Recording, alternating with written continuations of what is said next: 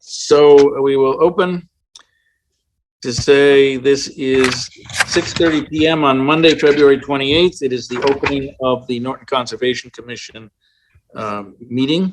regular meeting. And we are obligated to read the preamble. But before we do that, I wish to mention that I am saddened, as I'm sure everyone else is, by the terrible events in Ukraine. And my heart goes out to them, and I wish them the best of luck in helping to resolve this terrible international situation, which unfortunately we are not isolated from. So I just am in solidarity, and I hope everyone else is in positive solidarity with a resolution of this terrible event. So with that, Dan, if you could go ahead and read the preamble. Pursuant to Governor Baker's March 12, 2020 order suspending certain provisions of the open meeting law, GL Chapter 30A, Section 18, and the Governor's March 15, 2020 order imposing strict limitation on the number of people that may gather in place, this meeting of the Norton Conservation Commission will be conducted via remote participation to the greatest extent possible. Specific information and the general guidelines for remote participation by members of the public and/or parties with a right and/or requirement to attend this meeting can be found at the end of this agenda. Members of the public attending this public hearing/meeting virtually will be allowed to make comments if they wish to do so during the portion of the hearing designated for public comment by raising their hand virtually or pressing *9 if participating by phone. No in-person attendance of members of the public will be permitted, but every effort will be made to ensure that the public can adequately access the proceedings in real time via technological means. In the event that we are unable to do so, despite best efforts, we will post on the Norton Cable website, www.nortonmediacenter.org, an audio or video recording, transcript, or other comprehensive record of proceedings as soon as possible after the meeting. Thank you, Dan. So tonight we have participating, we have John Thomas, our Conservation Director. Megan Harrop is our administrative assistant. Members of the commission include myself, Julian Kadish, chair, Lisa Carosa, vice chair. We have Ron O'Reilly as a member, Tom Vest, Dan Pearson, and there's one seat vacant, and also Carrie Schneider, unfortunately, was unable to attend tonight, may attend later, but we're not certain about that. So with that, our initial public hearing on the agenda is determination 1119 West Main Street. But as I understand, this has been withdrawn. So John Thomas, maybe you could just add a comment about that, and we can move on to our next item. Sure. After conversations with the applicant, they are looking to withdraw this application because it would be rendered incomplete because they need to basically provide documentation in line with the Wetlands Protection Act on how to distinguish the difference between an intermittent and perennial stream, and they haven't done that as of yet. So we're still waiting to get that information. So they have opted to withdraw their application, and then once they have all the information, refile either a notice of intent or another application. And I'm assuming that would require a notification of abutters at that time. That is correct.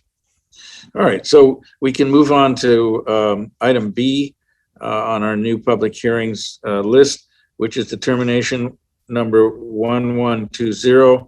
It's a request for determination of applicability for 172 West Main Street with the project involving replacement of a failed septic system within riverfront area and resource buffer area. So we have a representative of the applicant.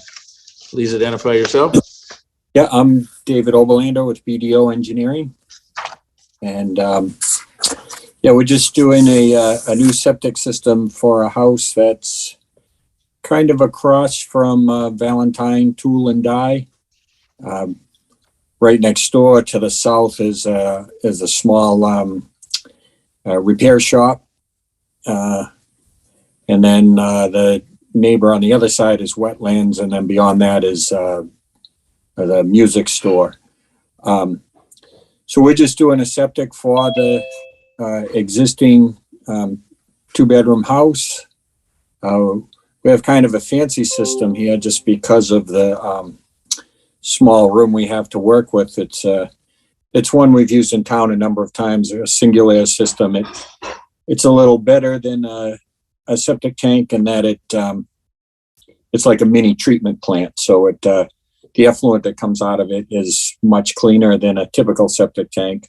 So the leaching area can be a little smaller. We needed that in this case. So that's about it. If you have any questions. So Dave, can somebody just zoom in for a second? I'm trying to see where the access would be versus the driveway.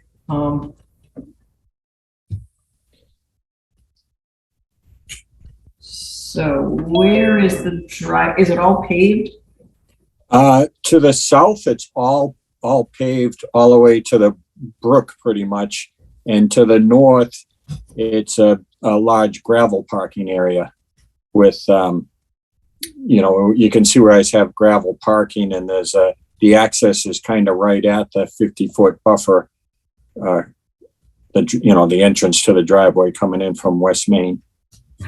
Dave, Okay, Dave, just if you want, concerned- I'll share the aerial that we use for mapping just to kind of give a better overview. Let me just stop. Yeah, I'm just concerned that you're encircling the work area. I just don't know how the equipment's going to get in there if it's encircled. That's all. And then we just want to watch out for tracking. It's so close. It's like it's right on top of the street. So we just want to make sure there's no tracking. So Can everyone see that? So Yeah. the system's going to go right over here.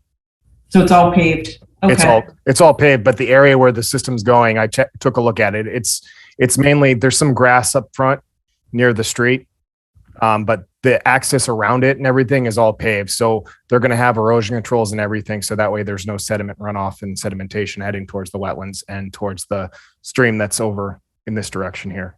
Yeah, it's really difficult to put sediment controls on pavement and not have anything wash under them. So Right. we're gonna have to just be mindful of that, and then just tracking would be my concern. So Okay. that's all. All right.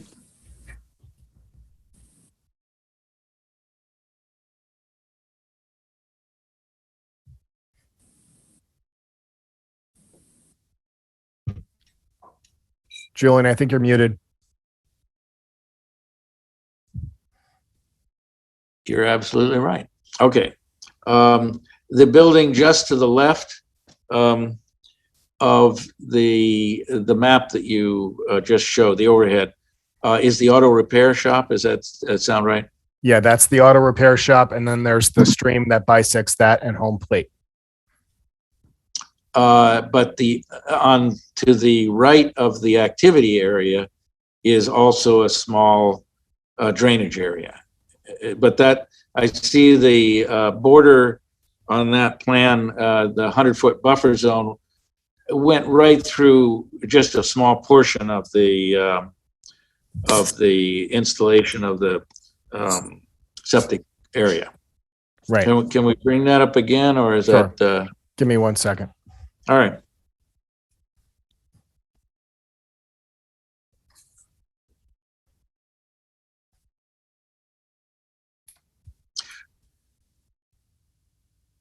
So if I see the wetland buffer goes through a corner, kind of the outer corner of the installation of the septic area. Right. So over here, you have your wetlands. Yeah. Over here is the Bella Music property. Yeah. Valentine Tool is up here. And then home plate and the auto repair shops down here. And then, for instance, you've got the riverfront area coming off that stream that is segregates the auto repair shop and home plate, and it's coming up to here. So that the whole entire project is going to be in a riverfront area, but then you also have the buffer that's coming off the wetland that's over here. And it's coming and expanding off of that towards this section here. So the majority of the project is within resource area. But the work is to upgrade an existing system. And as I look at it, that area is probably the furthest extent practicable to get away from all the resource areas, because it's in a cross zone of everything. So there really is no way that they can really achieve anywhere further outside the extent of the resource areas. Yeah, I understand. And as I am aware, and I think most people are aware, it's a very flat area. There's not much slope to the to that particular spot. And so I would ask Dave, I mean, what would be his estimate as to how long it would take for this to be completed and stabilized? Well, they usually get them built in 2 or 3 days, but obviously this time of year, it's difficult with loam and seed. So, but I don't even, they probably won't even be doing it for a month or two. So it might work out fine that they'll just loam and seed it right after they put it in. So, again. So currently this area is grass. Is that the idea? It is, yeah. It's their front lawn sandwiched between 2 parking areas. The pavement from the repair garage goes right up to the property line. And then the parking area for the house is a gravel area on the other side. Okay, well, I think this can probably be stabilized fairly quickly, although maybe there will need to be some sedimentation controls for a while until it stabilizes. But so I'm going to look for any questions for any other members of the commission. And if not, questions from the participant list. I don't see any hands up, but quite frankly, you can just take your mic off mute and ask your question. Otherwise, it's my understanding we have pretty much all the information we need to close this. Is that your sense, John? I would be under the impression that you can go ahead and do that. And we can even potentially later vote for whether or not this request for determination would be negative or positive. So if there are no questions, and I don't see any on the participant list, we can go ahead and consider a motion to close this request for determination. I'll make that motion. No, All right. A motion made by Lisa, and I believe that was Dan, is that correct? Yes, that is correct. Yes. All right, and that's a motion to close determination number 1120 concerning 172 West Main Street. We'll do a voice vote. So start with Dan and Tama. How do you vote? Yes. Aye. Aye. Ron and Elise. Aye. Aye. I'll throw in an aye, and did I miss anybody? I don't think I did. All right, the motion carries. The request for determination is closed. I think we'll bring this up at the end of the meeting unless somebody wants to make a quick motion on negative or positive determination.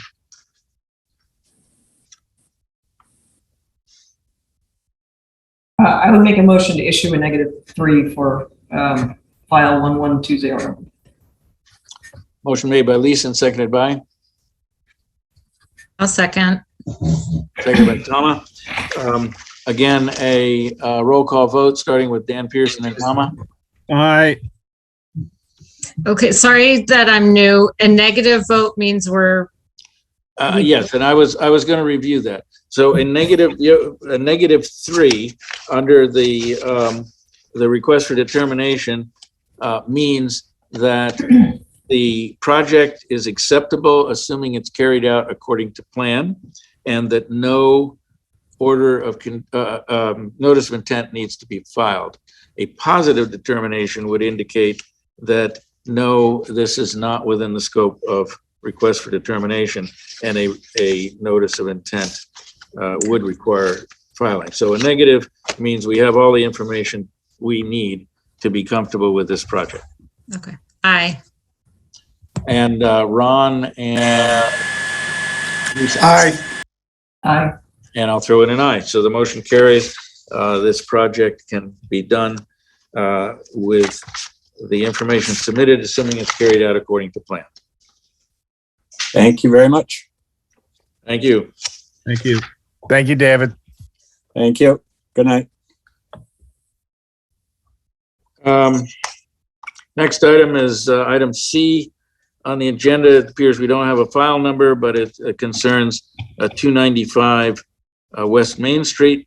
It's a proposed project to resurface a pre-existing gravel driveway and gravel parking area, and I believe it relates to Camp Finberg. Do we have a representative of the applicant? Yes, this is Mark Mariano with Oak Hill Engineering. Okay, go ahead, Mark. Good evening. My name is Mark Mariano with Oak Hill Engineering, 75 Oak Hill Ave, Seekonk, Massachusetts. Tonight I'm representing the YMCA of Attleboro, Norton, for rehabbing their existing gravel driveway and parking lot at 295 West Main Street in Norton, also known as Camp Finberg. Let me Yeah, if you can just share the plan if you have. You have screen sharing capabilities, Mark. If you need me to share them, I have them too. I got it right now. Let me know if everyone sees it. There we go, we got it. Awesome. You may have to blow it up though. No, I got a couple sheets so we can zoom in. So this is the overall site. West Main Street's right here. It's an existing gravel driveway that comes to approximately 500 feet down in length. Sorry, 700 feet in length. And then their parking lot's right here. And as you continue up this road, this goes to the bathhouses and the pool up here. So the main concern is this area here, and I have further drawings to kind of go through this. So this area has wetlands that surrounds it, and it also is within riverfront area. The challenge that we have here is every year for the last many years, and I do have Paul Fournier from the YMCA on the call. And Paul, how many years, it's probably beyond your term, has the Y been dealing with this issue as far as poor road surface and erosion? I've been there since 2018, and it's every year since I've been there, we've had an issue there. This past summer, it was really bad, where it was the road began to wash away, and it became, it was dangerous to drive down there. If they have a thunderstorm, this is what the conditions of the road look like as it slowly loads. I'm sorry. So yeah, I can tell you it predates 2018 because I took my there for a number of years, and it was always an adventure. So it's long overdue. I can tell you that. Paul, this camp dates back to what, 50s? Yeah, it's quite some time. So yeah. So the issues we have here is the road gets muddy, and just it's a flat surface. They get sedimentation that rolls off, potholes are created. They have to maintain this road on a regular basis, so it's constant disturbance. This is just photos from this summer, and we did have issues where we had standing water. This is a vehicle that got stuck out here. Just if it gets water there, it just turns into a mud pit. So what we are proposing right now is to install 2 inches of bituminous pavement on the existing roadway and provide a washed crushed stone shoulder on each side to catch runoff and let it settle out and filter it down the roadway. And we intend to pave the travel path loop in the parking areas. Will be the compacted loam will be removed and it will be replaced with crushed stone over. So there'll be separation fabric, which will help with controlling any sort of vehicle weights. It's an H20 loading surface, so it's a netting on which you put on poor soils. Then you would have the crushed stone, which would be able to capture water and allow it to filter and infiltrate. And then it'll just get topped with some filter fabric, then topped. What we did on the edges is we created certain areas to allow water to get into that infiltration basin. We also did a small little rain garden right here to try to help with some of the water here and, collect it and let it filter and drain into the soils. So the soils out here, you've got groundwater within, 2 feet in most areas. It is luckily a sandier soil, but right now the surface is so compacted, it's got to have a coefficient of infiltration around 96. And same in the parking areas. It's so compacted and so muddy that it doesn't allow anything to drain. Continuing on, what we also intend to do is there's an existing tennis court here. Well, it was formerly a tennis court. It's about 4,800 square feet of bituminous pavement. We're proposing to remove that and replace it with a pervious surface. So this will end up being a playground in the end with a pervious surface.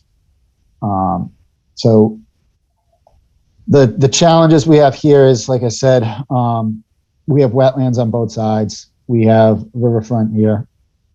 We can't really raise the grade. We're not going to be raising the grade to get drainage to work. So what we're doing is we're capturing whatever sheet flow there is, putting it through stone shoulders, and also reducing the amount of sediment produced because we'll have a bituminous top on there. And the bituminous top versus the current surface is pretty negligible as far as drainage capabilities. They're pretty much the same at this point.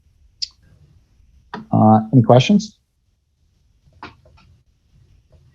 I'll just comment that it sounds like it's going to be a significant improvement with not only use of the site, but also reduction in uncontrolled sediments into the adjacent wetlands. So that's just my view. But any commission members have additional comments? So I have a few. I'll start on this one. I'm having trouble distinguishing between the road surface turnaround and the parking area. So where's the parking going? Oh, sorry. Okay. So the parking is, and let me,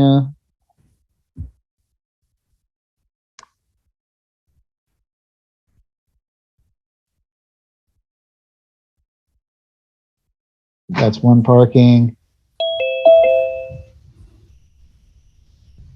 Oh, so it's the interior this Yeah, time. the interior. Okay. Yeah. So you have your loop that runs around the exterior. The cars are going to have to parallel park here. This isn't like a full width there. So yeah, those are the 3 parking areas. And the bituminous pavement will start here. There was formerly a gate right here. You can see it. We're going to actually move the gate up to the entryway right here. Mhm. So it would still provide enough space if a car needed to come off the road, but it also is kind of a public safety thing where cars sometimes hide all the way back there and no one really knows it. So like a car would clearly be seen by police officers if there was any funny business happening there. So we're going to move the gate up there. But to continue on with what you were saying, so here's where the former gates are. It would be one-way traffic down, loop, and continue on. What we are also doing is it's we're improving the surface, so now we can fit 2 cars wide. They currently do fit 2 cars wide, but the hope is to alleviate some of the traffic that happens on 123 when there's pickup and drop off. We're going to get more cars off the road, because what's happening now is because of the muddy surface and the potholes, people are not staying within their lane. They're just trying to avoid the potholes.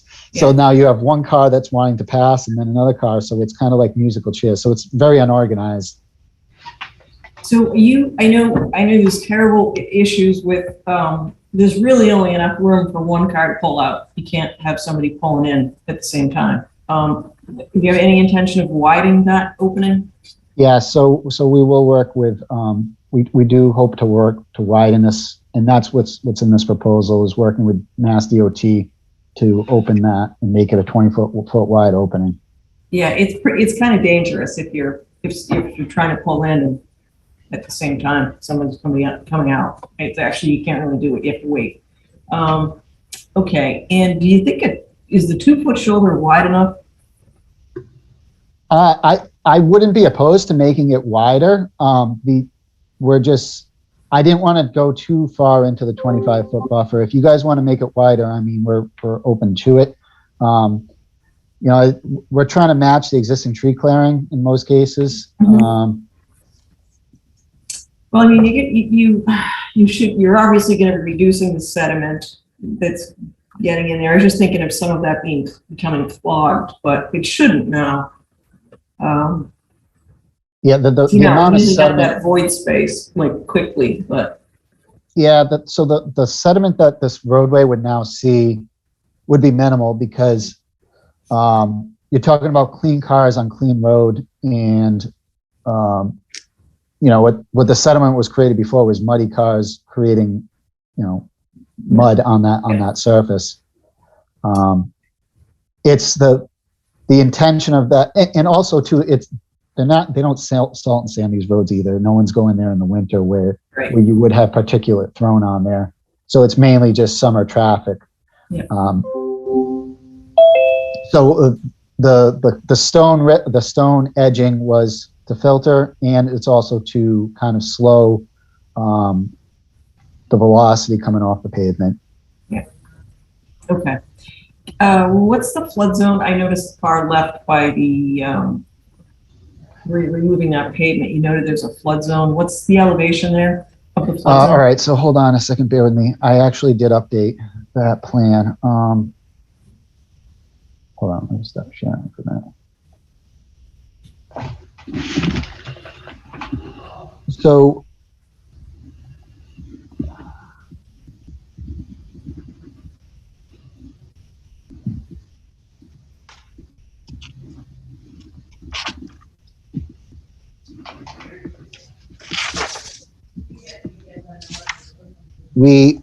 I shot this with a GPS unit to find where the flood zone was.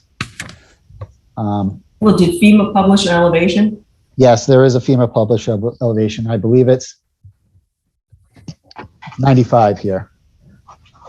Okay, so can you show us that relative to the work you're doing? Yep. So this is this blue line right here. So when we first started this project, I had an arbitrary, and John, I can update these elevations to be in NAVD 83. When we first started the project, we had an assumed elevation. So 100 is basically 95. So this dash blue line represents the current flood zone. So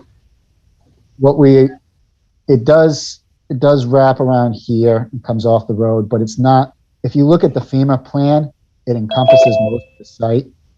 But when we shot this in my unit, when I was shooting these, had a degree tolerance of about a half an inch. So we're not proposing to raise the grade in any FEMA areas. Ooh, hold on. You're adding stone, correct? Is that within the flood zone? We're removing loam and adding stone, yes, but not raising the elevation. I would suggest revising the site plans to reflect the correct elevations, and then, Okay. for instance, for the next meeting that we have, obviously this is going to get continued because we don't have a DEP number, Correct. but just to reflect the FEMA floodplain, I thought it was outside based on the map. So because I knew it was 95, but I thought it was outside. So I would just reflect that correctly. Okay. So that way it can get transferred correctly. And then whether there's a need for any sort of compensatory mitigation or anything like that, we can discuss that further. Right. So once you put the flood zone on, you have to determine whether the placement of stone constitutes fill. So if it's occupying 95, elevation 95, then it would be. So it's just something you're going to need to look at and calculate. Okay. If we're not doing any net increase in volume, though.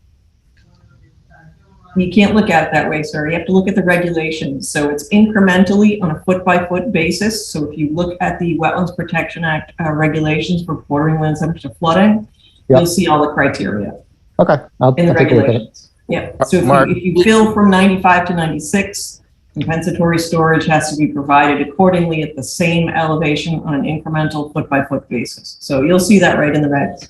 All right, I need clarification on this. Point out on the plan exactly where the fill will potentially, and we're not certain on that right now, it's my understanding, potentially result in fill of the floodplain. It would be, well, it's whatever they're, wherever they're putting in that stone could potentially be filled. Before you move on, you want to update that data. So you just referenced a horizontal datum. That's a horizontal, not a vertical datum. Oh. You mean 88. 88, yep. All right, I'm still So certain. Julian, if the surface, if the ground surface is 95 along the edge of the roadway, and they place riprap on top of that, they're theoretically filling the flood zone. Well, I understand that, but are they actually, are you actually proposing to place riprap on top, or are you going to excavate a little and then place the stone so it's at the same elevation? Yeah, if 'Cause you can I do that, that's haven't- ideal, because then you don't Yeah, have to deal with the wall. that's what I was getting at, is that we're not adding on top of the surface, we're removing dirt to balance it. We're creating balance in the end. So do you have a detail that shows that the contractor is not just placing the stone and it's going to be, I'll say an in-kind elevation exercise? Yep. And if you- Yeah, I may not have it for the shoulder.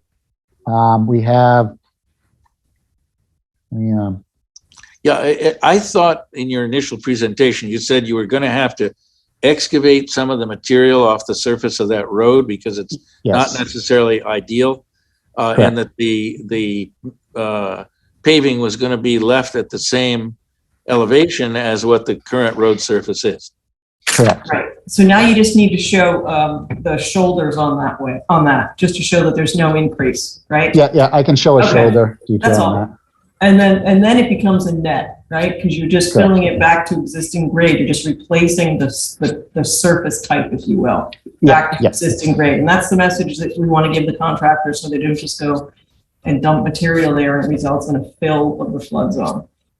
And there's some discussion here of potential stormwater management, but right now we have a surface that's impervious, and it's going to be replaced by another surface that's impervious. So again, I'm not certain, and actually with regard to your rain basin, and you're removing a pervious surface with regard to the play area, the playground area, what was the tennis court. Is stormwater management really part of this, John Thomas? Well, for any redevelopment project, if you're claiming redevelopment within riverfront area, you're supposed to file for a stormwater management checklist or report. It's status quo for meeting the criteria.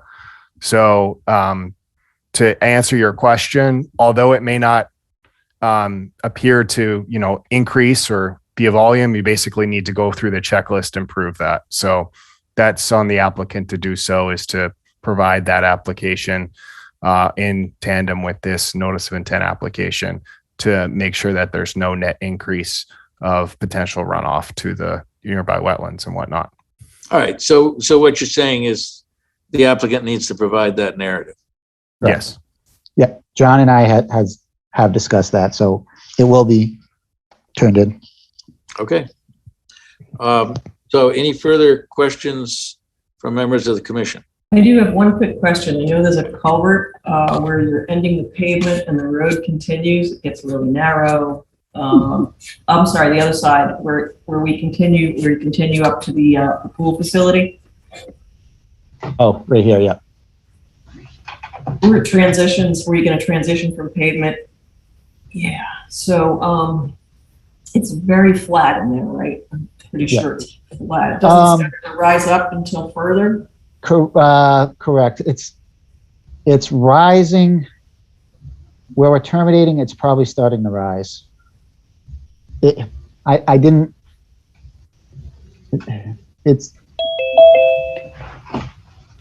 probably starting to rise right around, flag I'm 11. just a little concerned that we may have some washout onto the pavement.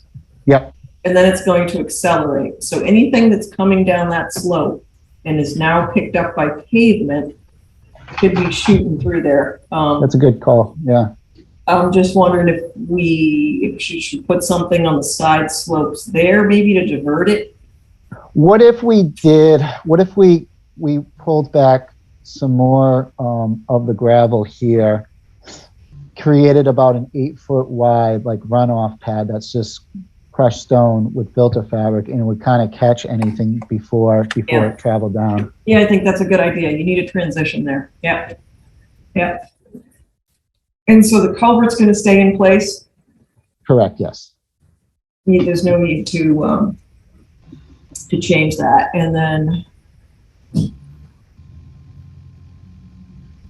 yeah, I think that'll make a better transition for anything washing down that slope onto the pavement. And then there was another culvert. It sounds like that's going to stay in place as well. Correct. Okay. And what are those? Are those proposed contours, those darker green lines? No. Sorry, so this is a 25-foot buffer, 50-foot buffer, 50-foot buffer, 25-foot buffer.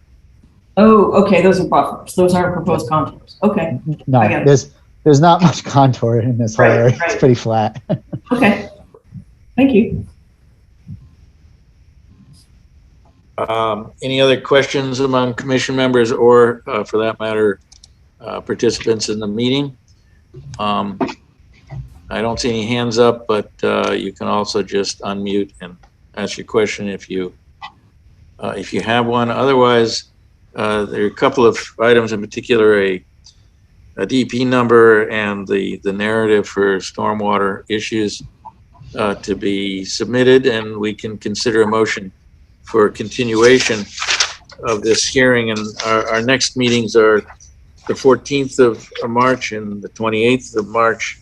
I'm assuming the 14th would be acceptable to the applicant.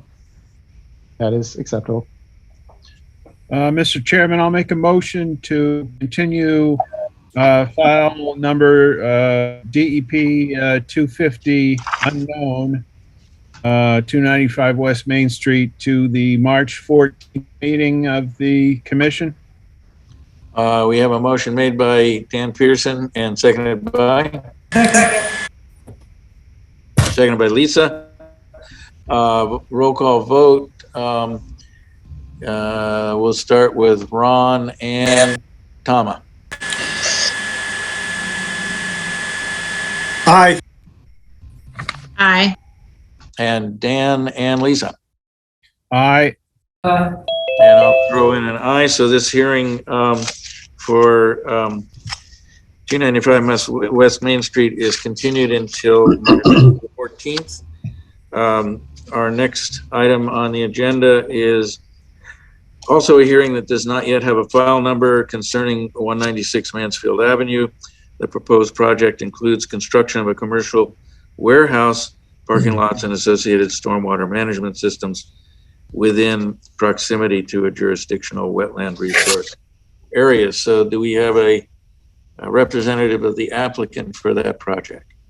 Yeah, you have both Scott Goddard here, who's from Goddard Consulting, wetland scientist, and you also have Kevin Soley, who's the civil engineer on the project this evening. How are you doing? Good. So Kevin, are you up? Are you up first? Yes. Yeah, Kevin can run point on the presentation. I think that makes a lot of sense. You know, we don't have a file number, as you mentioned. It's largely a buffer zone project here in this case. And yeah, Kevin has a PowerPoint presentation he can share and walk through. Kevin, you have rights to share your screen. All right.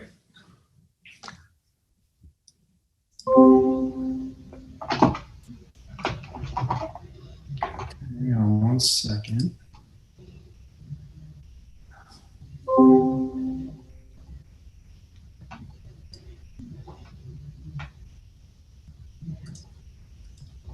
And Kevin, once you're up and running, please describe the location just so everybody participating is. Yep.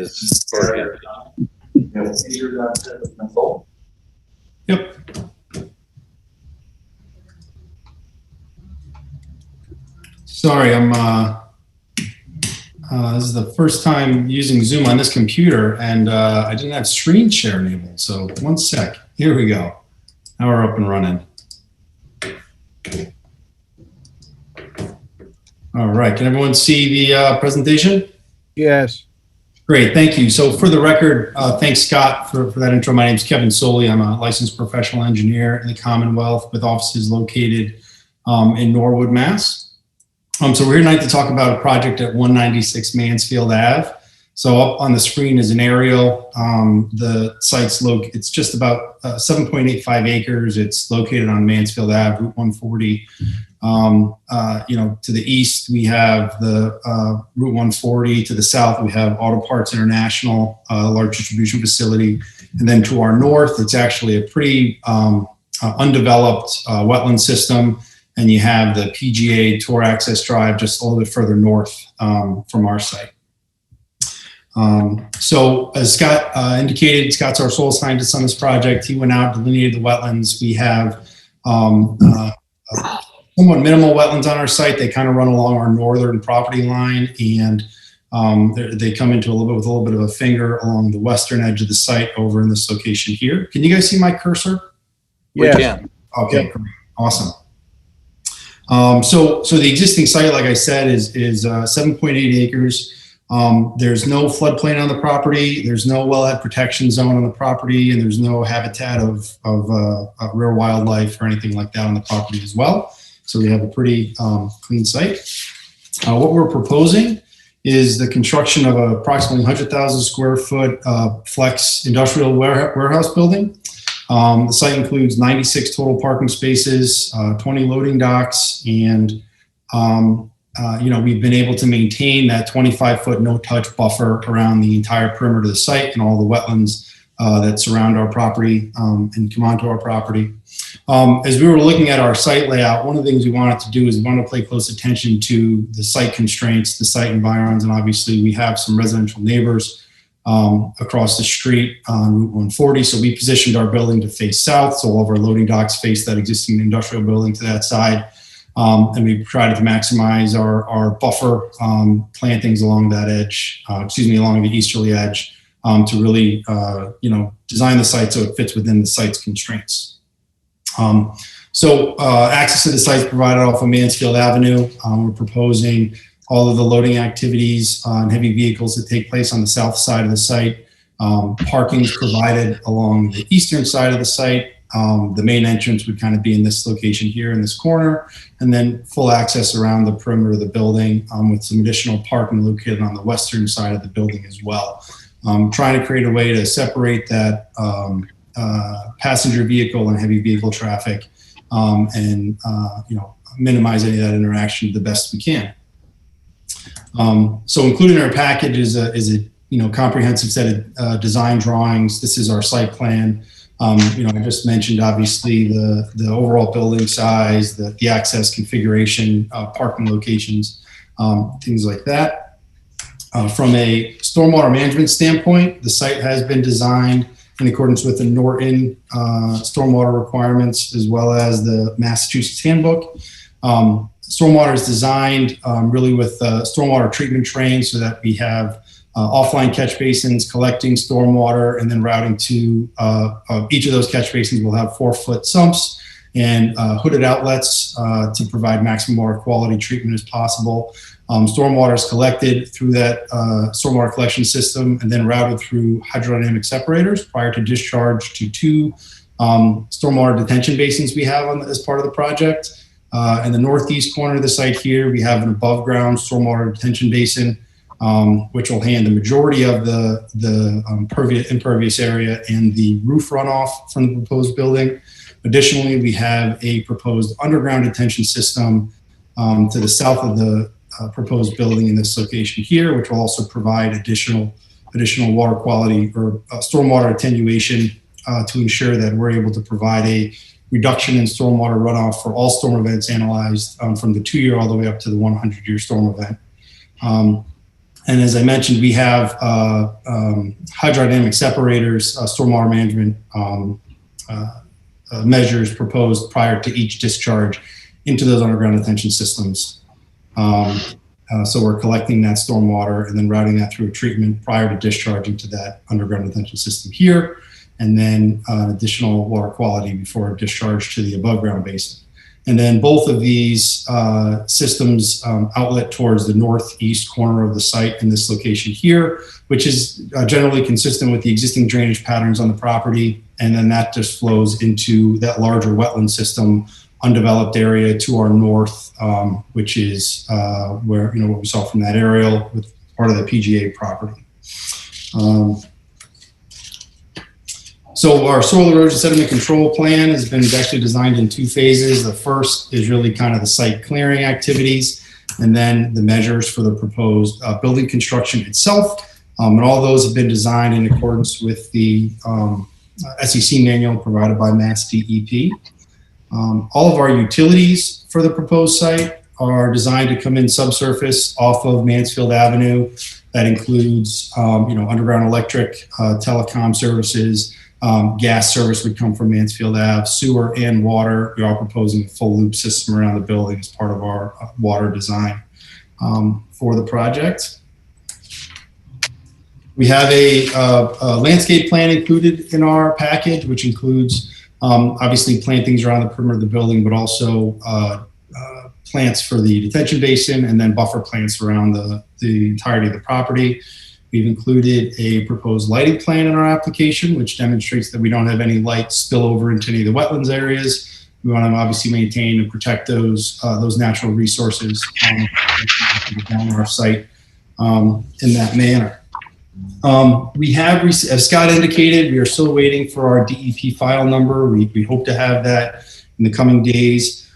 We did receive some comments from the town peer reviewer, Armory Engineers. We've done a quick review of those. We received them late last week.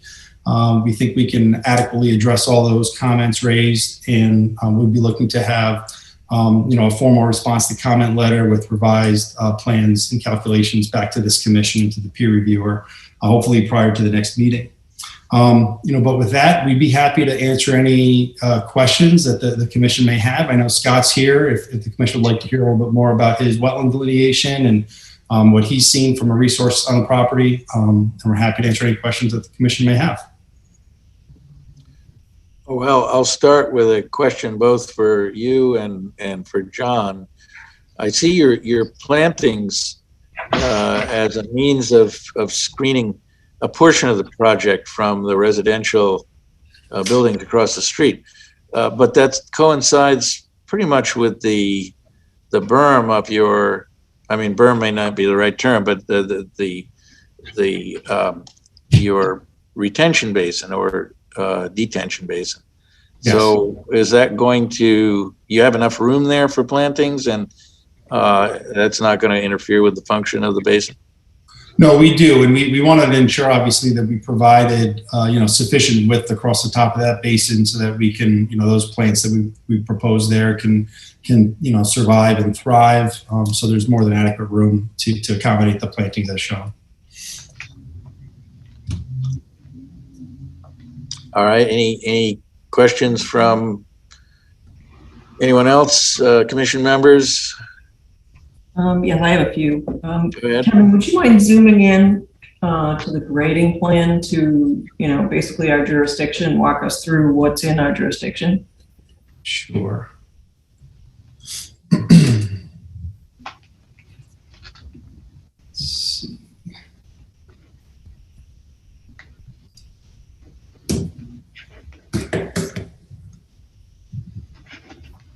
Probably going to hop out of the slideshow so I can zoom in this way. So you can see through here, I'm going to highlight. Yeah, I'm probably more interested in the grading plan to see how close you're coming to that 25. Yep. So this is that grading plan. So I'm going to draw. So this is that 25-foot line. Along our northern edge of the property, we do have to get kind of close to accommodate our access and drive. We have a little bit of a larger buffer from that 25. Yeah, sorry, can you zoom in? I can't read it from. Sure. So that's the 25, absolutely. Hang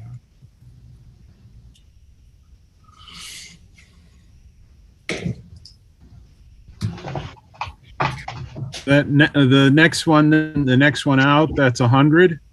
Yeah, I can't see it from here. I have the full size. I just didn't want to unwrap the whole set, but. I'm sorry, I'll zoom in 1 second. I just got to turn off the annotation so I can. Sure.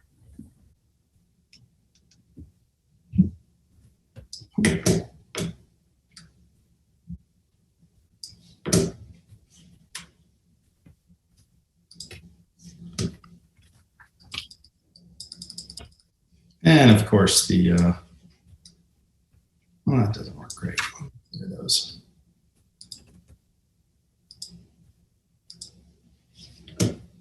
You may have to open it up in a PDF, Kevin. Yeah.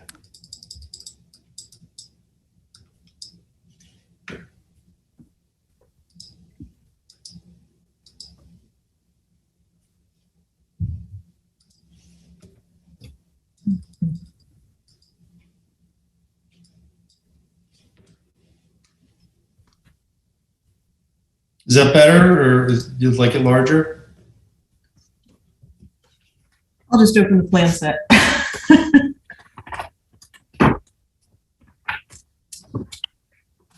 I really can't tell how close you're coming to the back there with your grading. It's really hard to see.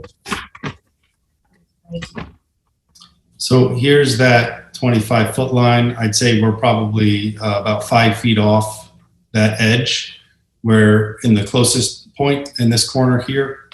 We have a little bit more separation as you get towards the left-hand side of the site, the northwestern side of the site.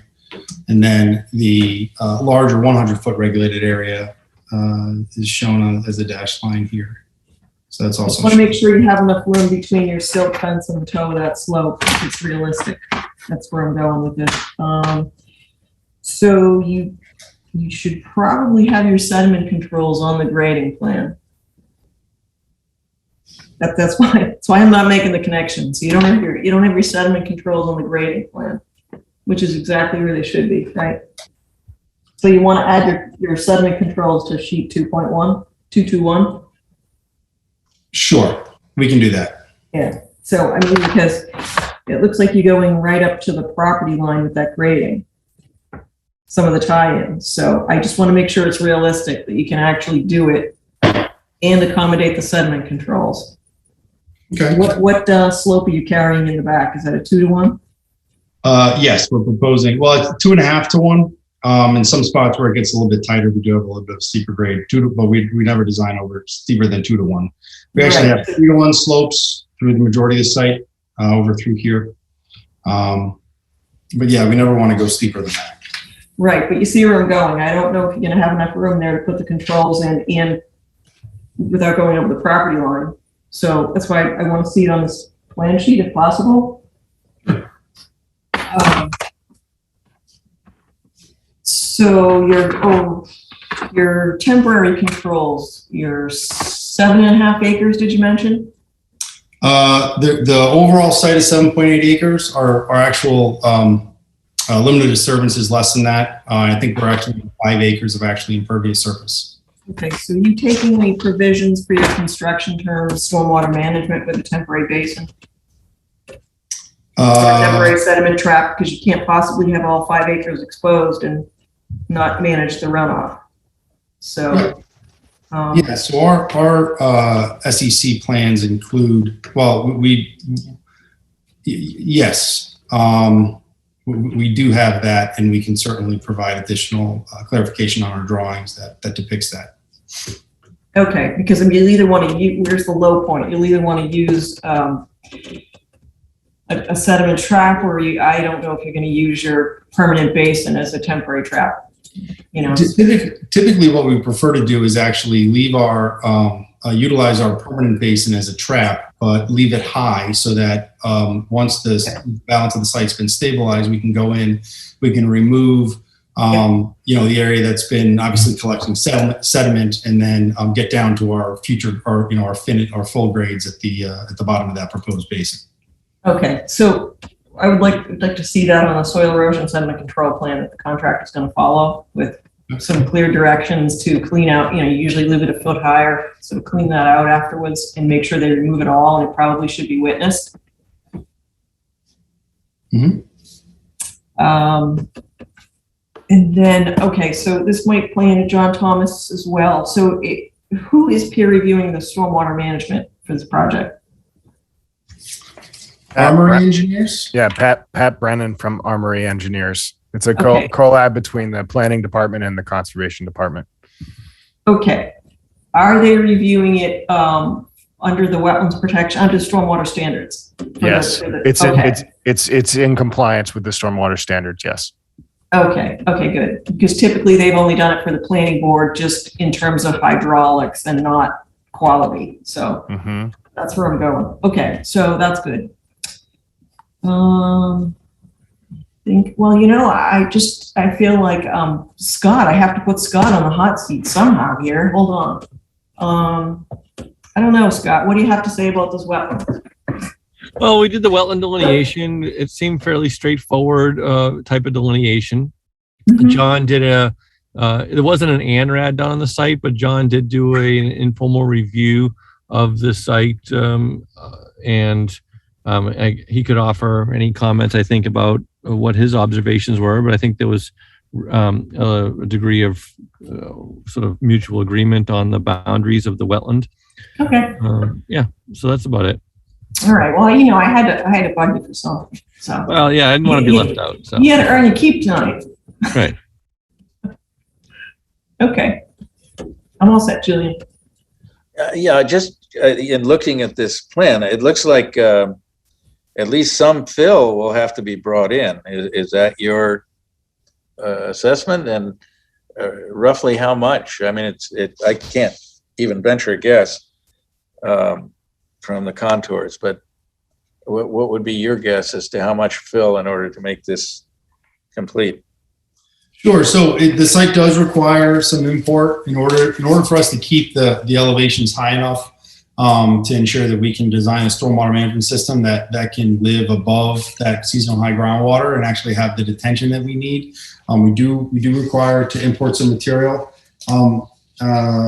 I don't have the number in front of me, but I think it's approximately 6,000 yards of import is required to get to the full finished elevation. And that would include obviously pavement subgrade and subbase and things like that. All right. So any any further questions from commission members? And we can open it up to any meeting participants. And just for background for people that have been in town a while, this is the site of the former bird gardens, which is probably, 20 years ago or something on that order. And then Baker Landscaping used it as a site for storing material for a time. So I don't see any hands raised, and we do have additional information, including a file number. So I think we can consider, unless there are further questions, motion to continue. Mr. Chairman, I'll make a motion to continue the DEP file for 196 Mansfield Ave to the, I assume, March 14th meeting. And is that time frame acceptable, Kevin or Scott? Yeah. Yes. All right, motion made by Dan Pearson for continuation of this hearing, and seconded by? Second. Seconded by Ron O'Reilly. So roll call vote, Ron and Tama. Aye. Aye. And Dan and Lisa. Aye. Aye. And I'll throw in an aye. So this hearing is continued until March 14th. Next, and thank you guys. Yep. Thank you. Thank you. Next up is public hearings that are continued from prior meetings. First on that is DEP number 250-1070 concerning 0 Eddy Street. It's my understanding there's no new information and they have requested a continuation. That is correct. Did they happen to give a date or just the next meeting? They have requested a continuance till the next meeting. All right, so we can entertain a motion for continuation of file number 250-1070 until March 14th. Mr. Chairman, I'll make a motion to continue file 250-1070 to the March 14th meeting of the commission. Motion made by Dan Pearson and seconded by? Second. By Ron. Roll call vote, starting with Dan and Tama. Aye. Aye. And Ron and Lisa. Aye. Aye. And I'll throw in an aye as well. So file number 250-1070 is continued until March 14th. We have 70 Oak Street, which was a project concerning partial crossing of a wetland for gaining access to upland on Oak Street. And it wasn't clear if we've received new information. So John, make me up to date on this. So we did receive new information, but I actually went out to the site to take a look at the area. And I guess I can just bring up a picture to show the commission. But Ken, if you want to just touch upon what you've done so far while I do that. We've been working with the landowner, Michael Dione at 56 Oak Street concerning his flooding. So he supposedly has signed the application because he is the property owner and we have an easement over it. Is that correct, John? Yeah, I haven't seen anything as of yet with the signed document. Okay, the landowner told me that. Yeah, I haven't seen anything new, but the issue that I have with this area is, as you can see on the screen, is that the roadway is actually going like right through here. And Mr. Dionne's property is right here. This area looks like it gets flooded quite a bit. And it looks like it may potentially exhibit vernal pool habitat. So I would recommend evaluating that come vernal pool season prior to, yes, it's not far away and we'll agree to do that. Yeah. And that's why I would say I would table this until that area is evaluated for potentially being a certifiable vernal pool. Fair enough. So, yep. John, has it been qualified as, well, how are they qualifying it? Has anybody looked at ILSF calcs? No, it's bordering vegetated wetlands. Oh, it is BVW. Okay. There is a culvert downstream. It's Okay. it's BVW, but it has a depression, and obviously it retains a sufficient amount of water at this location. It's fairly depressed. It may provide significant vernal pool habitat, so I think we should evaluate it, get it screened, and see if it constitutes the criteria from natural heritage. Fair enough. Fair enough. But in working with the landowner, we've also increased, just as a note for you guys, we've increased the size of the mitigation area to accommodate more, basically flood storage from. And I guess that's where we're at. Right. What do you think, in the end of March? Yeah, I think probably initial investigation end of March, and take a look at it, see if there's any signs of life. If you don't find anything, obviously I probably want to do a supplemental visit. I'll come out with you and we can just take a look at it together. And hopefully kind of get this wrapped up. But in the interim, there's other opportunities out there too. So, just keep your client apprised of the situation. Will do. All right. Like Thank to you. continue it to the end of the month? Yeah, so you're suggesting March 28th? And if it doesn't sound like it, I'll be in the woods a lot between now and then. I'll know when the frogs are out.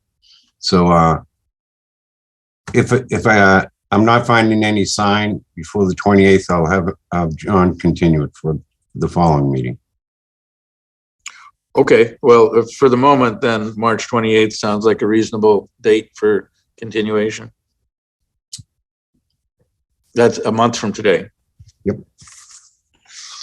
Mr. Chairman. Well, let me just review. Any questions from audience members? I don't see it, and no questions from any commission members. If so, I think we can consider a motion for continuation. Chairman, I'll make a motion to continue file 250-1093 to the March 28th meeting of the Conservation Commission. All right, motion made by Dan Pearson and seconded by Ron O'Reilly. Roll call vote, starting with Dan Pearson and Tama. Aye.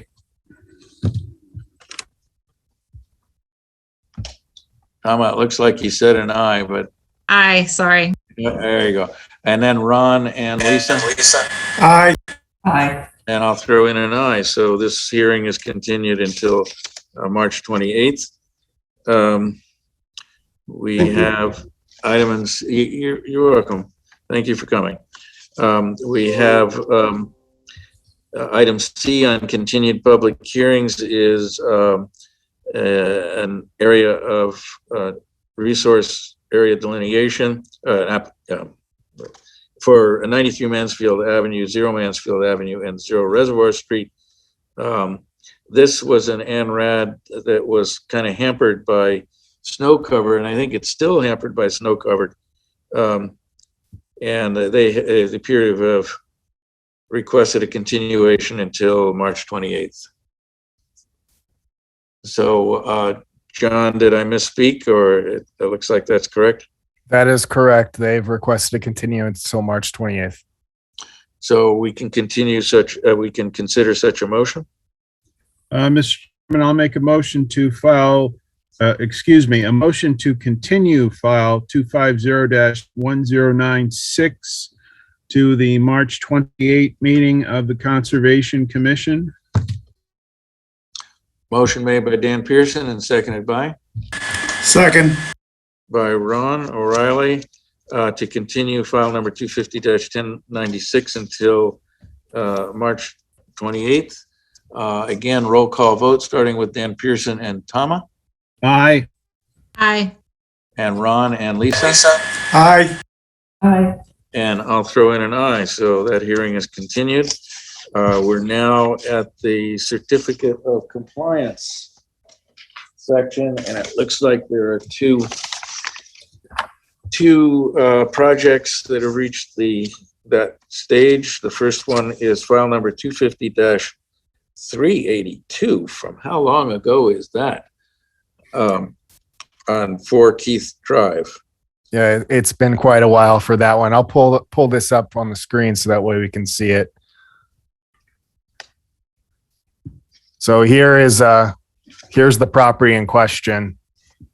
I actually went out here, I took a look at it, and based on what was constructed previously from the permit, minus a treehouse, it seems that everything that was originally permitted within the jurisdiction of the Concom for this property meets the criteria of what was permitted previously. We did receive an as-built for that, and it complies with what was done originally. So I have no issues with what was done. Most of the work that the concerns that I had with the treehouse are not even in jurisdiction of the Conservation Commission. The treehouse is actually right here, so it comes close, but it's not in the jurisdiction of the Conservation Commission. So with that said, I would recommend the commission issue a partial COC for this project, as it was part of an original subdivision from the early 1990s. So John, is that a full or partial? Partial, because Partial? yes, because each lot has been done with a partial. And I guess my predecessor had arranged that each lot as part of the subdivision would get partials. So I'd like to keep that going as that is, because once the entire project receives all the partials, then we'll issue the full certificate of compliance for the whole subdivision. Okay. What was the file number? Because I'll make that motion. It's 250-382. 382. Okay, I'll make a motion to issue a partial for DEP file number 250-382. I'll second that motion. All right, motion made by Lisa and seconded by Dan for for a partial certificate of compliance on 250-382. Again, roll call vote, starting with Dan and Tama. Aye. And Ron and Lisa. Aye. And I'll throw in an aye as well. So the motion carries for a partial certificate of compliance, specifically for that lot at, what was it, 14? Oh, no, 4 Keith Drive. So the next item is also another request for a certificate of compliance at 20 Margaret Drive. And that is file number 250-1044, a little more recent. Any issues with this, John, with regard to the pictures look fine. Yeah, so this was a garage expansion and also a replanting mitigation area within proximity to the river there. I think is it the Wading River? I think it might be. Let me just double check. I'll pull it up too.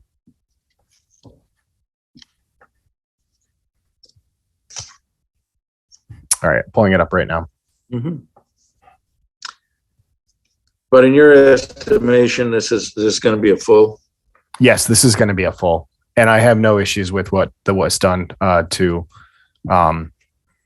based on what was originally done. So this is the property here in question. The garage is right here that was installed, and then the mitigation area is over here, and then the Wading River, yeah, right here. So I would recommend the commission issue a full certificate for this one. And this is for file number 250-1044, so we can entertain a motion. I'll make the motion to issue a full certificate of compliance for file 250-1044. I'll second the motion. Motion made by Lisa and seconded by Dan for a full certificate of compliance on file number 250-1044. Roll call vote, starting with Dan and Tama, Aye. Aye. and Ron and Lisa. Aye. Aye. And I'll throw in an aye. The motion carries for a full certificate of compliance, file number 250-1044. So we are now at order of conditions for the first one is file number 250-1091, 6466 West Main Street, Norton High School.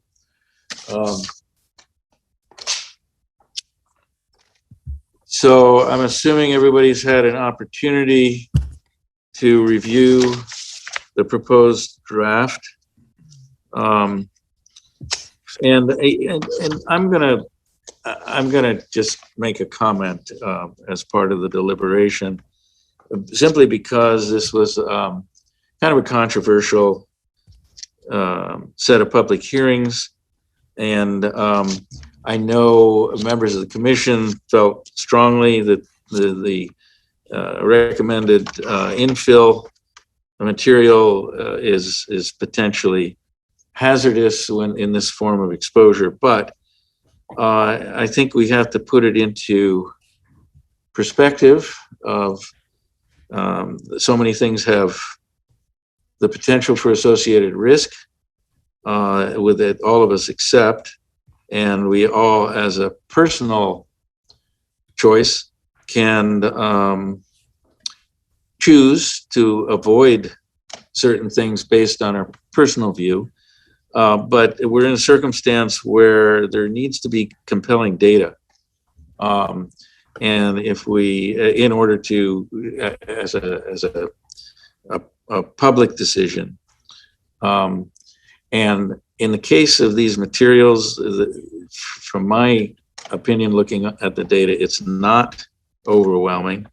And we have to accept that we have things that are routine in our society, such as tobacco and nitrites in our foods and trans fats. And trans fats were in our foods for 100 years, and only recently had overwhelming evidence that it was unacceptable. Unfortunately, that's no longer in our foods, but nitrites are, and many people are not concerned.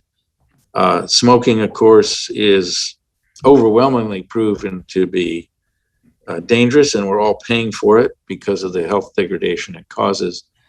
But in the case of these materials, we have to accept that because we all drive vehicles, that even though it's not in the granular form that this material is, it still washes into our wetlands. All of the wear from tires, it's the same material. So I think I'm going to say personally, I am going to accept that we brought out this discussion in the public hearing, and people are aware of the concerns, and it's on the table. So I'm going to say I certainly will not vote against it based on that situation. So I don't know if anybody else wants to say some general comments, and then we can talk about the draft and bring it to a vote. I'm sorry, Julian, you said you would not want to vote against it. I am willing to accept the use of this material, even though I personally. Okay. Yeah. You know, we brought out the concerns. Everybody in the public hearing heard the concerns. People expressed that, yes, they're aware of the concerns.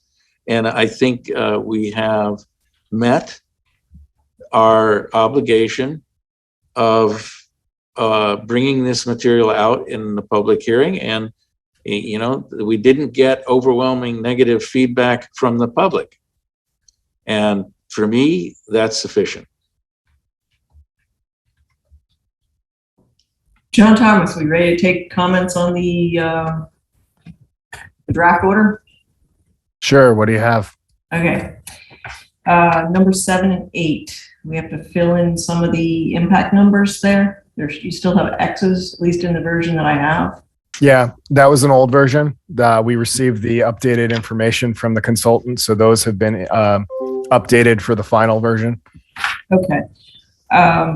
Number 4, special condition 4 says the proposed project is not within the ACEC, but then it's kind of contradictory to number 51. There shall not be any alteration of wetland in an ACEC. Yeah, sorry, that's boilerplate information. So, All right, so we can strike 51. we can take out 51. Yeah. And do we have anything, I know we spoke during the public hearing about a decommissioning plan. It's in there. Okay, what number is that, please? Give me 1 second. Yep. So number 19. And it's also in the big section of 29. Okay. And then there's just one other contradictory area. 67 is contradictory to 68. On one hand, we talk about maintaining the 25-foot no disturb, but then we grant them a waiver. So I think we can. So you want to strike 67? Yeah, it's just confusing. Gotcha. Yeah, I had to do that on the other one too. Okay. That's all I had. Okay.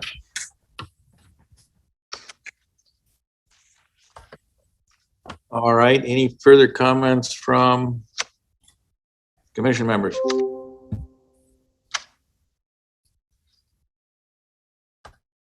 So potentially we can vote on the amended draft?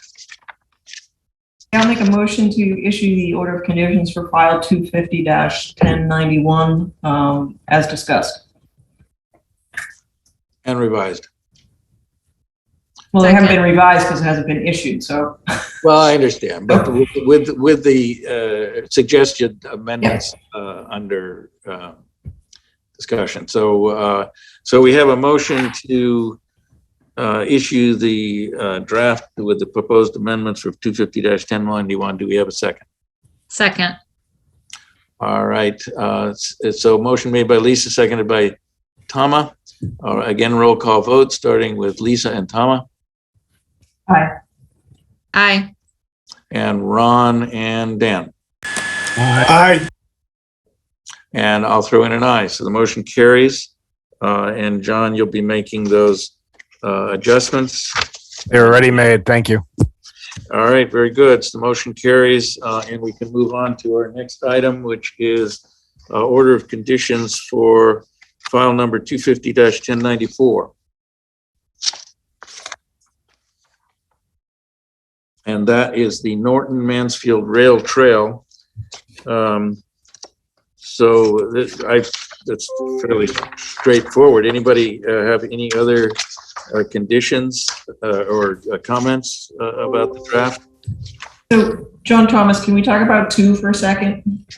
Yeah, I updated 2, by the way, just so you know. Okay. So in discussions with the applicant at the same time, I'm actually just going to share my screen and see what the commission thinks on the recommended change. Give me 1 second. Mm-hmm. So here is kind of what I was envisioning. And it seems, I don't know if the commission is acceptable to that.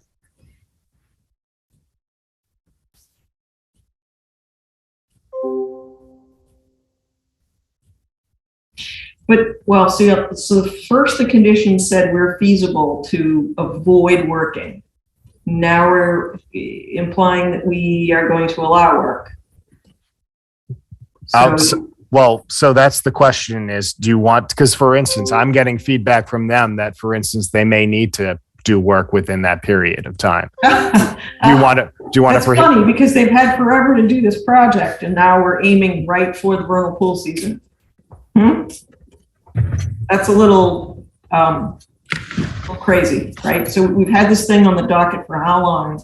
and then all of a sudden it's going to be built and it must be built during the vernal pool season. I'm not sure I'm buying that right now. All right, but let me ask,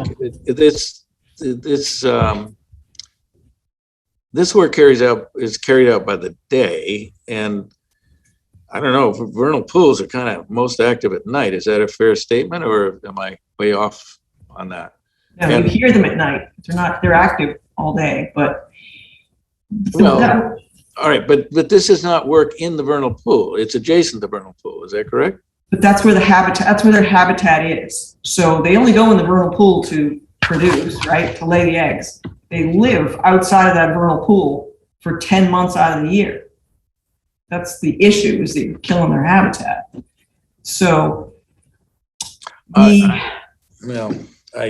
question is, John, how close are we? I would have to look at the plans again to see how close we are to all 9. I mean, where are we? How close are we? And how close is this allowing them to get?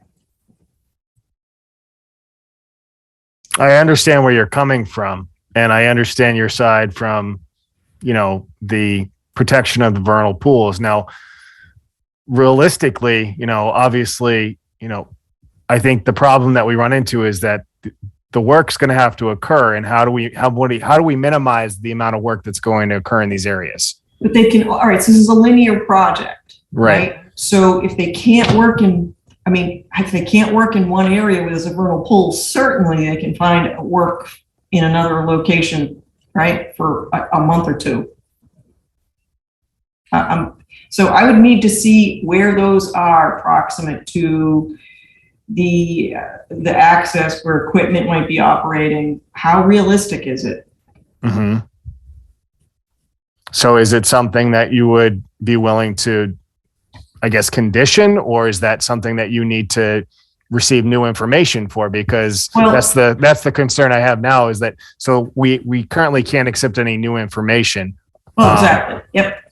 So I guess the question is, how can we condition it in a way where they can potentially do work in that area, but also protect the vernal pool species that may be going to those areas during that period of time?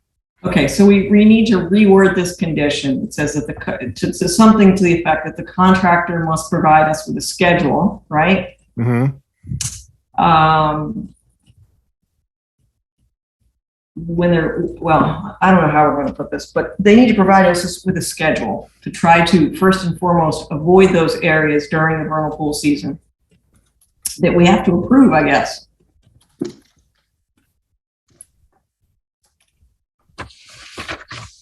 Hey, sorry, this is Tama, and this is me speaking purely out of ignorance of vernal pools. What is the what kind of is the typical vernal pool season? Is it squarely within this window, or is it like throughout the summer? And again, pardon me for my ignorance. So the vernal pool breeding start of the season is from March to May, and then the gestation period when they're in the pools and all the egg laying or breeding cycle has ended. It's basically a waiting game, and they usually hatch, come July or early August, and then, for instance, at that period is when they have their metamorphosis, and they eventually go out and they become younglings and fledglings and really get out and about. So it depends on what kind of species we're talking about too. Certain species have different cycles. So it's all about just making sure that the species are protected when they may be going to the pools and when they're coming out of the pools.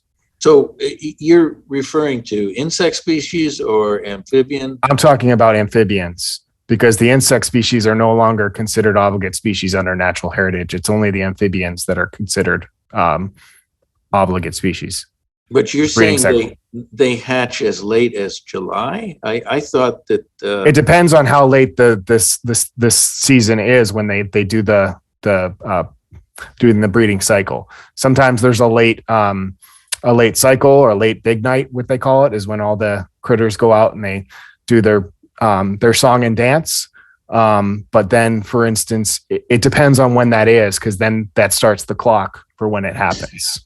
Right, but the most sensitive time is when the actual breeding occurs, and then, I mean, as long as you're not destroying the vernal pool, things go on. And you're saying all that breeding occurs in that window between March and May. That is the safe period. That's what I believe they classify as the safe window for making sure that there's no take on the potential breeding cycle of these species. So then, to me, maybe again, pardon my ignorance, but then that would seem to me that between March 15th and May 15th would be, I'm not saying like the ideal time to do this, but maybe I'm missing, as long as it's, you know, staying outside of the vernal pools themselves, that it would be not the worst time, I guess, to be doing work. Yeah, John Thomas, off the top of my head, I don't know how close these pools are to the work limits. Is it going to be enough to deter the species from, you know, being active in those pools? So I think the contractor should first and foremost try to avoid work. You know, how we got to get our arms around how close we're going to allow them, right? So I think they just need to give us a schedule. I mean, first and foremost, you'd want to avoid it. No, I think that's definitely the utmost, end goal kind of situation. But from any construction project that I've been a part of, I mean, that's not realistic. But it is for a linear project. I disagree with that, because if you have miles of project, you can certainly find one area to start on and avoid these sensitive areas. Are they close together? How far apart they are? I don't have that stuff memorized, but I can't imagine that you could work on something else during those 2 months. So I mean, I leave it up to the commission to decide. I'm more than happy to say no work areas within proximity to these vernal pools. But I mean, if you've got only a small, I think Jonathan may be able to provide a little bit more clarity to the situation on how these vernal pools relate to, impediment for any potential work. Where they're located dispersely throughout the linear project. If they're all congregated in one spot, then that's easy to make that determination. But if they're all sparsely scattered among the whole entire linear project, where you're going to impact these areas in any time, then, for instance, I think you need to have some sort of, surety or some other sort of condition to kind of make sure there's no take on these potential pools or these species that may be going to these pools. Yeah, John, if I may, this is Jonathan Nero with Beta Group. The latter part of your statement is accurate. There's a number of certified vernal pools strewn across the length of a majority of this project. The vast majority of all of these pools are located outside the right-of-way, so there are no certified vernal pools, within the footprint of the actual work being performed. But a majority of them are, as you had said, sort of strewn along the entirety of the project. So the concern with this condition is that it might create some, potential scheduling issues with construction, because, one may try to pick up the project and, mobilize at another part of the site, but you may be running into the same problem of working near a vernal pool. So that's even more reason why I think we should put the onus on the contractor. We'll work with them, certainly, but I think they at least owe us a schedule I wouldn't call it supplemental, because they haven't given us one at all, right? So I think they owe us a project schedule. But Lisa, can I ask a question about this? Yeah. I mean, the underlying premise, as I understand it, is that any kind of activity near these pools is going to prevent them during this sensitive time frame. It's going to prevent them from functioning as a normal vernal pool would function. But you would expect then that by the same extension, you shouldn't have planes flying overhead, or you shouldn't have people going by with horses or bicycles. And do we have any evidence that vernal pools near highways can't function. I just think it may be a little too much of a purist. So my intention for this, Julian, is so that John Thomas can have my intention is not to stop this project, and it's not to delay it, and it's not to, it's so that John Thomas can go out with the schedule in hand, right? And go out there and take a look when they're in these areas. That's all it is. And have the ability to stop work if he thinks it's impeding or it's becoming a negative issue. There could be siltation running off into the wetland. So because we're not in. But that's a concern whether there's a pool there or not. Right, but somebody's got to be minding the store. That's all. Or we can tie it. I think, is there going to be an environmental monitor on this project? I mean, typically MassDOT projects, Jonathan, have an environmental monitor. I don't know if there's going to be one on this. So the only reason I'm saying this is I just think they should be providing a schedule to John Thomas so he can go out maybe during these times and review it. That's all. But my view is these pools are going to function whether the construction is occurring in that time frame or not, as long as the pool is not being sedimented by an inappropriate construction method. So I don't see this as something we need to prohibit myself. Right. No, all I want them to do is give us a schedule. So John knows when to go out. So that's all he's going to say. As the language I have written there, does that seem acceptable to the commission members? Yeah, I think from a contractor perspective, though, you're going to have to be a little more specific about within the sensitive NESHAP areas. Do they know where those are? Well, those are listed on the plan. Is that correct? Those should be. I can specifically say the certified vernal pool areas. Does that make better sense? Yeah, or not within the sensitive vernal. They're not going within them. Right? It's in proximity. Within proximity to. Yeah. So it's all we want is a schedule so that John can go out and take a peek as needed as construction progresses. That's all. So we can probably just take out. This is Matt Shute from Beta. Could I just jump in with a question? Oh, no, it's too late. So one of the things that MassDOT was concerned with was just the term proximity. Can we define a distance? So generally, I can tell you, scrolling through the plan, generally the limit of grading is about 40 to 50 feet from the edges of most of these pools. There's one near the airport where we're putting new fence very close to it. But, can we specify, some type of offset or buffer so that they know? Because general proximity, the contractor is going to be confused about that. We're going to get a question about it. So what about in the buffer zone? But I mean, previously it's been 25 feet that has been raised the major concern. I would think 25 feet is reasonable. Well, I don't know if any of them are within 25 feet. They could be further away than 25 feet. Right, but if that's the case, then our concerns that they're going to be disrupted are much reduced. John Thomas should be out there when they're,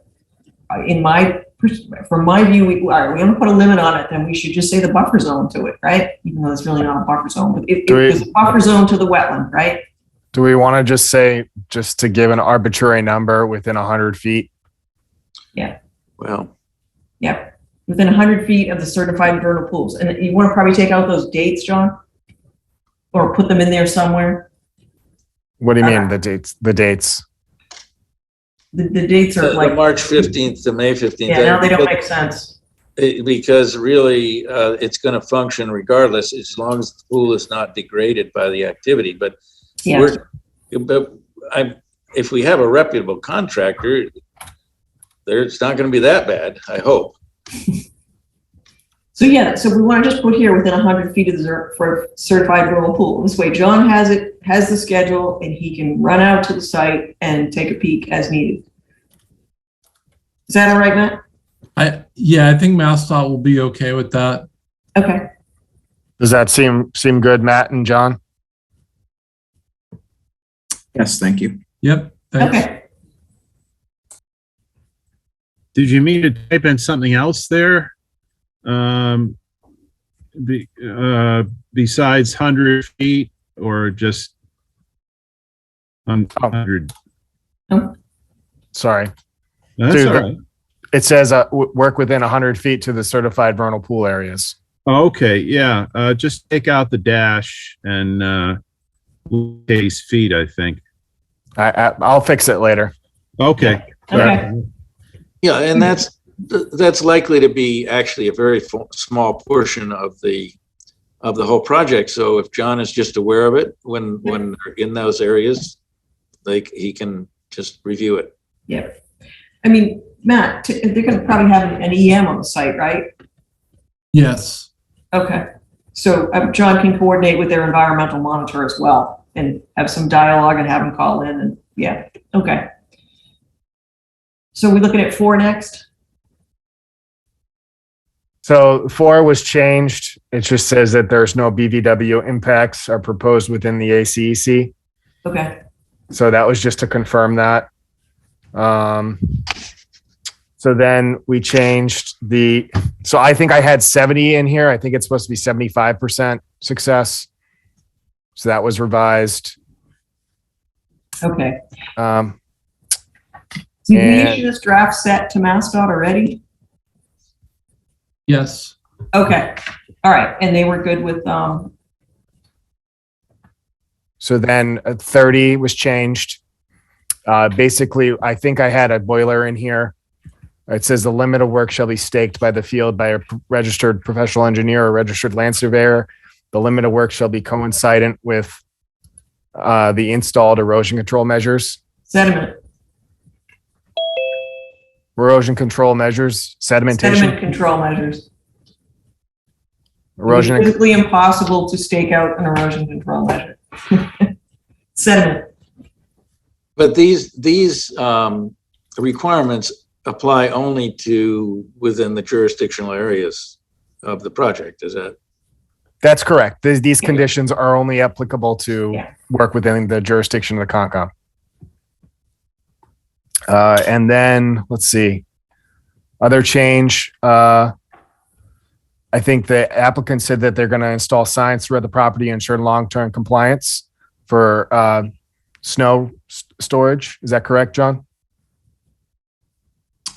Matt, I think had you spoken with the town about the snow storage? So as of right now, there is no plans to remove snow from the facility. Okay.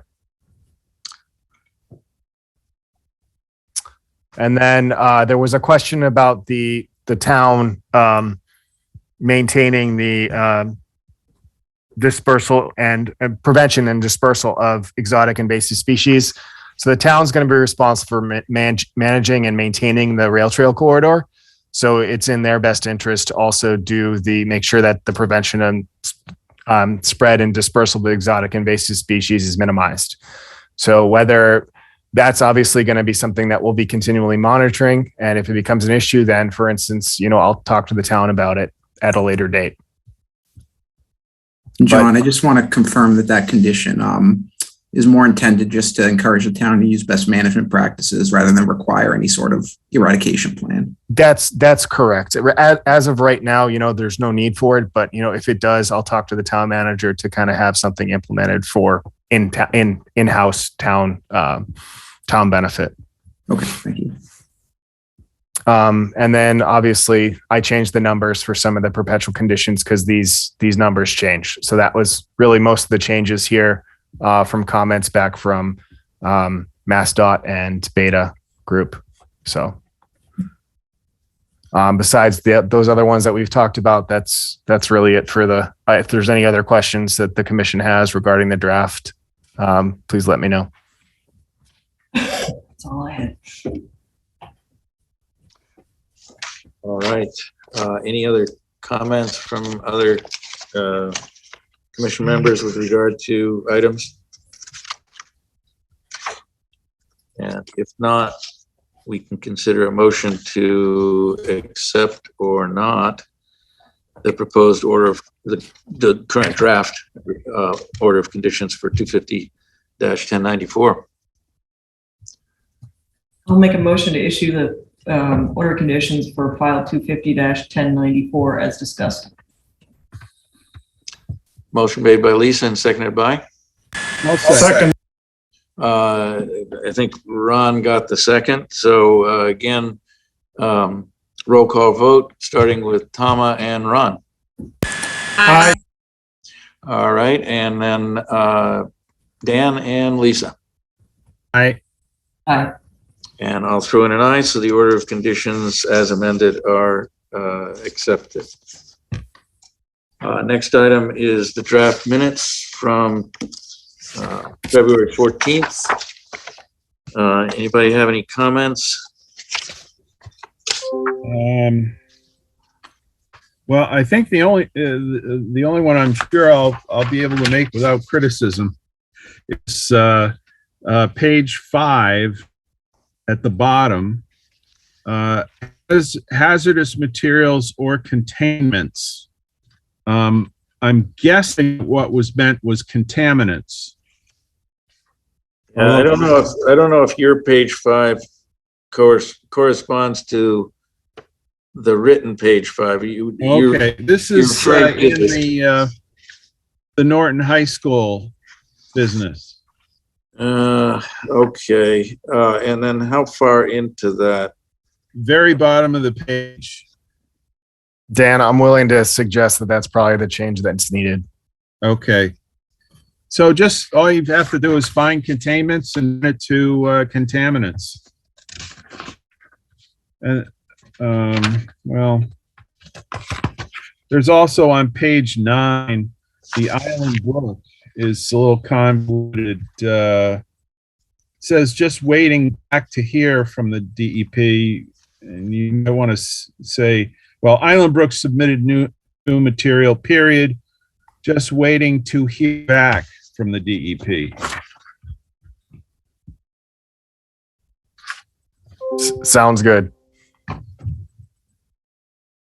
Sorry, I was just looking through the minutes. Yeah, I see what you're talking about, Dan. Okay. Any other comments?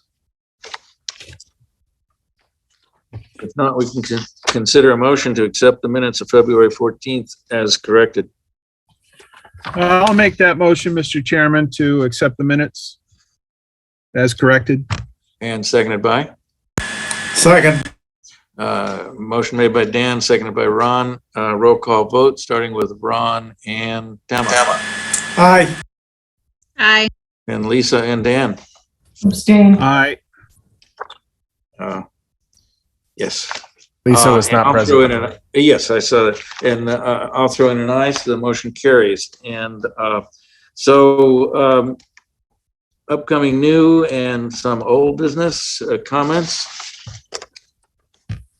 So Island Brook, we obviously received new information. We're still waiting for information from DEP. So we cannot do anything to action or whatnot for that until we receive their comments back from DEP. And then I guess, I don't know, the 162 West Main Street discussion. There's an executive session that's scheduled for this upcoming Wednesday. I don't know the time as of yet, but it's going to probably be after 8:00 p.m. on that day. But it's on the schedule for this tonight, but we're not having an executive session after this due to some open meeting law requirements. And then 54 Plain Street, they'll be coming in with a new amended order of conditions request, a formal one for our next meeting. I just wanted to inform the commission that they'll be doing that. The Earth Day event is scheduled for April 23rd. I don't know, Megan, do you want to fill in the commission about kind of what you've been working on a little bit? Yeah, so I've just been putting together some flyers for everybody. I try to get Parks and Rec to kind of do a collaboration with us. However, they already have their Easter egg hunt scheduled for the 9th of April, so that wouldn't work. But I do know that we're working with the Board of Selectmen in conjunction with the Select Board's Norton Cleanup Day. So that's until around noon, and then noon to 2, we'd be having what would be more of a cookout and scavenger hunt at Edith Reed with the Conservation Commission. And if I could just make a comment about that, John, there is a section in the Sun Chronicle entitled Along the Way, which looks for little events that are occurring in the neighborhood towns. And I was going to send you an email about potentially putting notices in that would attract more people. So sure. I'll send you the link, because I think it's an underused method of just spreading the word about any events at Edith Reed or other cleanup events, or any events that are intended for the community to participate in. Yeah. So we should probably try to utilize that, but I'll send you the specific email to send it into. Yeah, Megan's go ahead. Sorry, what was the name of that resource again? Well, it's Along the Way, but there was a specific name attached to it at one point, and but there's also news at the Sun Chronicle. But I'll send you the information, and I think it helps to just let people know, because people often read that paper and find out about things through it. I guess this, just a tangent, this answers a question I might have asked. So the Sun Chronicle is still going in paper form? Oh, yes. Big time. John Thomas, the executive session this Wednesday night, is that with the Board of Selectmen or just the Concom? That's with the Board of Selectmen. I'd like to have a conversation with everybody individually offline, so that way we can have a discussion. Just have to have, like, I guess, infringe upon open meeting law. I was informed that I can't just put executive session on the meeting, so I have to actually do something else about that. Why can't the commission itself go into executive session another time? I was told because it's not specific and doesn't tell kind of what the executive session's about on the agenda. So I was informed by our attorney. So I'd rather not chance it. Oh, no, I don't mean tonight, but I mean another time before we discuss it with the Board of Selectmen. We haven't had any time to discuss it at the commission. That was the plan, to do that tonight. But for instance, because I didn't know that I couldn't just put executive session on here and just have an executive session and not have information on what it's about. So that's a mistake on my part. Okay, so then can we let the Board of Selectmen know that we want to have an executive session before we meet with them in executive session and put them off from this Wednesday night? I mean, I've already posted for it, but we can definitely tell them that. So. Well, we posted for it, but can we take that slot instead? Yeah, we can definitely take that slot. Okay. I mean, I would like the commission to have an opportunity to meet by themselves before we are faced with a decision. Yeah. With the Board of Selectmen. Okay. Select Board, not Board of Selectmen, sorry. And just to make it explicit, I personally have been asked to step away from that, which I am happy to do. So that includes not only being present, not being present at these executive sessions, but I'm going to ask that no one discusses the materials about anything about this case, simply because that's the preference of everybody involved, and I am very happy with that. Wait, I'm sorry. What am I missing here? Why? In fact, maybe I don't even know which case we're going to the executive session for. Why is Julian? Why are you not? Well, let it suffice to say that many people involved feel it's better that way, and will and may well improve the atmosphere leading to resolution. And you know, you can discuss the details, but there's no need to. It's just, this is the way it is, and it likely will improve chances of resolution, and I'm happy with that. But just putting you guys on notice that it's not a topic I can discuss with you.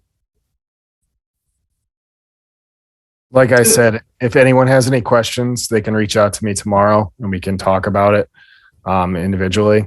So please feel free to do so. I can fill you in on some more information that I can't discuss or deliberate on tonight. Right, but John Thomas, do you think it's worth it for us to meet prior to having a meeting with the Board of Selectmen? I'm going to ask you that question. Well, I think if I talk to you all individually and kind of get a sense if you want to meet with the whole entire board, then we can do so. But if you feel that having those one-on-one conversations with me is sufficient enough to meet with the select board, then you know, I'm more than happy to keep going. But it's up to you how you want to proceed. I'm more than happy to just say, okay, we're only going to have our separate meeting Wednesday night to discuss this, because it's already been posted. So it's just up to the commission on how they want to achieve the resolution to what's going on. Well, I personally think that the commission has never had an executive session on this subject. We've always just been thrown into the mix with the Board of Selectmen being forced to make a decision on the spot. And I don't think it's been fair to this commission. So I think, because you were the last one out there and you probably have some information to share with us, that should be shared with the commission prior to, so that we can digest it. Okay. It's my opinion. So we'll I be agree on with for Wednesday night then. Okay. We can meet Wednesday night. And does the select board meet Thursdays or something? Oh, I can't do Thursdays. They meet Wednesdays. Okay. Okay. So what if we were to do it? Is it too late? Oh, it's too late. It's too late to have an executive session prior to the one that's at 8 o'clock. Too late to post that. Okay. I get it. So I think we should just take that slot and use it for ourselves, and then do another one with them after. It's not going anywhere. No. Okay. I'll coordinate it and send out the invite link information. Okay. Thank you. Mm-hmm. So I guess moving on to the next section, in-person meetings and scheduling. Everyone ready to meet in person again? Yeah. I knew Peter was going to say something. Thanks, Peter. I guess the setback with that is having the meeting space. I guess there's some meeting slot criteria and stuff that if we would want to, we would need to do it at the library and coordinate it that way. Obviously, if the commission wants me to look into it, doing open meetings early, we can definitely arrange that. But the Zoom meetings have been extended until July 2022. So we do have that extension for still meeting over Zoom. But if the commission wants to take advantage of potentially meeting in person again, I'm more than happy to look into the library as being a potential meeting space as well. So you're saying the second floor of Town Hall is no longer going to be adequate?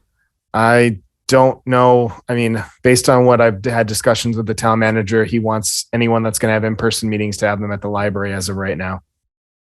Okay. So I called the library about getting a meeting spot on Mondays. They do have some activities planned, and they asked, we might have to push back our meeting times. I never got a call back to kind of figure out more details about it. But they did say they have it till at least 6, and that's saying it gets out on time. Yeah, there was a time when we met at 7. And, I'm good with virtual here. I'm good with Zoom. It just makes life easier all around work-wise, squeezing it all in, so. I would take advantage of it. I'm all in favor of taking advantage of that until we have to go back, but that's just me. I sort of agree with Lisa. I don't care that much, but, you know, given my choice, I'd rather be on Zoom. Likewise. It certainly makes it quicker getting there Yep. and leaving. Tama, do you have any opinions? Not really. But by the way, I'm a little embarrassed. Am I pronouncing your first name right? Yeah, it's Tama. It Tama. rhymes with Okay. llama. I'm sorry. I will. It's fine. Hey, I'm impressed when anybody makes it gets easy. it right. But yeah, I'm flexible. What about you, John Thomas? You want my opinion? Yeah, why not? Well, You're part of the team now. I love the fact that I can basically have a meeting and my dog's right next to me. So that's part of the joy of it. So, Yeah. but besides that, I mean, I have a pregnant wife at home too, so it definitely helps out when I can just hop downstairs and, you know, just go deal with her. So it helps very much. How's that going, John? Oh, it's going. It's going. things are looking up. So we had a little bit of a fiasco, but it's all right. Everything's good now. When you put your ear down there, do you hear how many words months like left?